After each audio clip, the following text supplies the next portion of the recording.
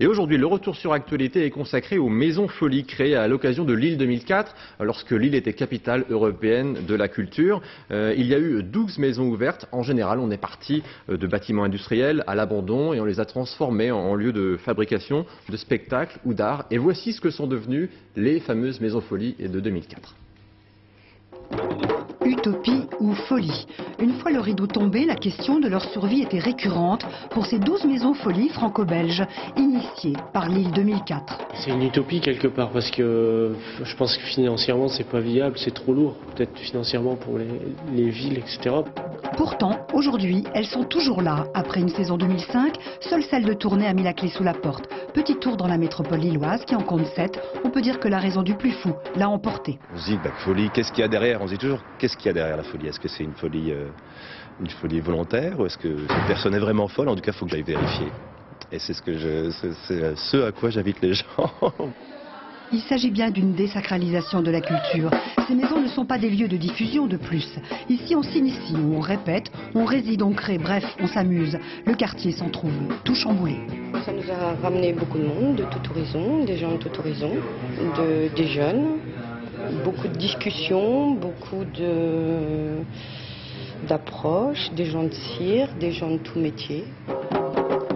Certaines expériences, comme les résidences d'artistes qui aboutissent à une exposition, se vivent parfois au long cours. À Oisem, Christine Christopherson, venue d'Australie, vient de passer 2 mois dans le loft, prêté par la maison, sur le site, et le résultat de son travail vient d'être présenté. C'est vraiment intéressant des longues périodes comme ça, de pouvoir se permettre de vraiment laisser un artiste longtemps, parce qu'il vit vraiment avec le quartier, au rythme du quartier. Et avec Christine, ça a vraiment produit des rencontres assez insolites. Elle est partie par exemple il y a un atelier de cuisine à la maison de quartier, elle a sympathisé avec ces femmes qui sont venues après voir son expo.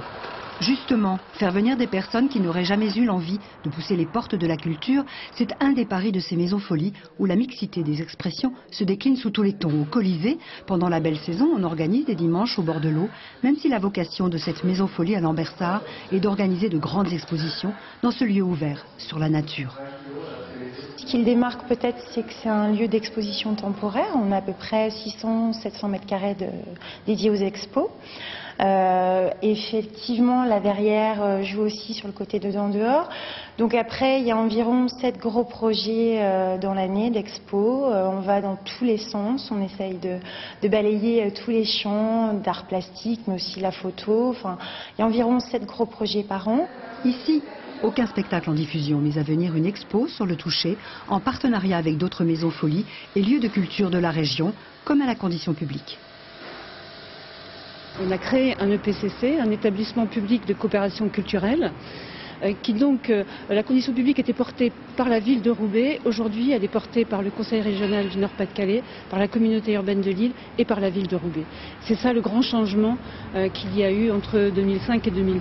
On va continuer déjà tout ce qu'on a entamé, tous nos rendez-vous réguliers, les bals des beaux dimanches, les concerts du jeudi. Puis on va commencer avec une grosse exposition qui s'appelle Paradirama, qui est autour de la culture du surf et des tikis, des vainés, des cannibales. On va parler de tout ça pendant un trimestre ici dans cette salle.